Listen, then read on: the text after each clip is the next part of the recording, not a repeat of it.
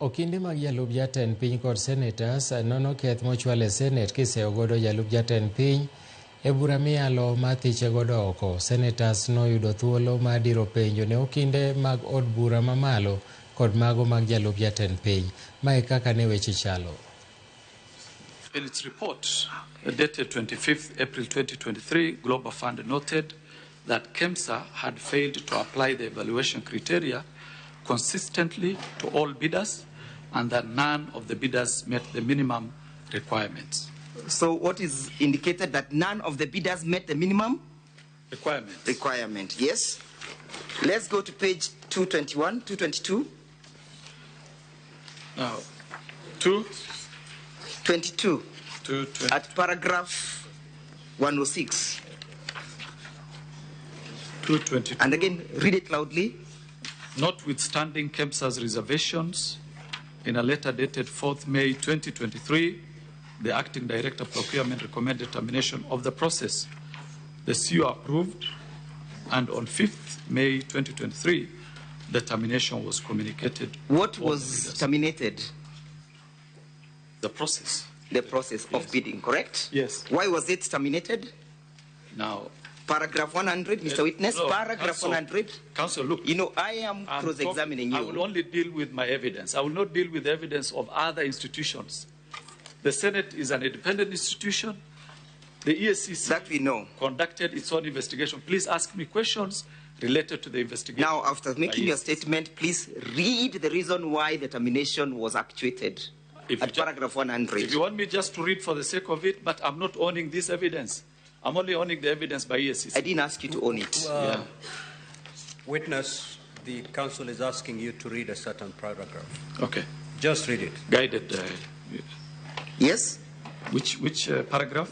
I have asked you to read paragraph 106, correct? Yes. About the terminations, correct? Yes. And I've asked you to state for the assembly the reasons why the terminations is being recommended, correct? Yes. And I've told you that that answer, you'll find it at page 221, paragraph 100, correct? Correct. And that the bidding was terminated because the bids failed to meet the minimal requirements, correct? Correct. And therefore, the cancellation was not as the result of your alleged favorism, correct? That is not my evidence. My evidence is... Yes, I know. It was clear favorism. Clear favorism. Yeah. Look at paragraph 226. Sorry, page 226. 226. I'm there. Yes. Look at paragraph 136. I'm there. Yeah. Read paragraph 136. In late April 2023, he learned from the Global Fund. Who is this learning from Global Funds? Oh, you just took me there straight. Yeah, look at paragraph 225 so that we can get to know who is learning. 235 or 225? Yeah, 225. 225. That is the evidence by one Dr. Andrew Mulwa, acting CEO KEMSA, correct? Now, 225. 125, if you... 225. 220.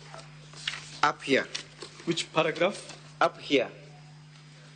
Yeah, submissions by Dr. Andrew Mulwa, acting CEO. So what is he saying now at paragraph 136? 136. In April 2023, he learned from Global Fund pre-award review report that the long-lasting insecticide nets tender was to be cancelled on account of inconsistencies in the bid evaluation. Yes? Yes. So why was it cancelled? The issue would be who caused the bid. No, it's not who caused. We are looking at the report. What does it indicate at that paragraph, the issues of the cancellation? Paragraph 136? Yes. On account of inconsistencies. It speaks to the fact that the bid or the tender was cancelled, correct? It does, yes. And it speaks to the reason that it was cancelled on the basis or on the reason of inconsistency, correct? Correct. And therefore your testimony that it was a result of favorism does not sit well with the evidence contained at paragraph 136 of the bundle, correct? This, my evidence... No, I just want you to limit yourself to that paragraph vis-a-vis what you stated. That the reason for the cancellation was the inconsistency, Mr. Witness, yes? Inconsistencies, yes, but... Thank you. Let's go on. How is the inconsistency? Let us go to that one. You shall explain in another forum, not here. Yeah. Jodak ma kaunti ma Kiambu bende medo golo paro wi chenro madhi mbele od bura ma Senate mathicho oko jalup jatend piny Rigathi Gachagua mae kaka gile.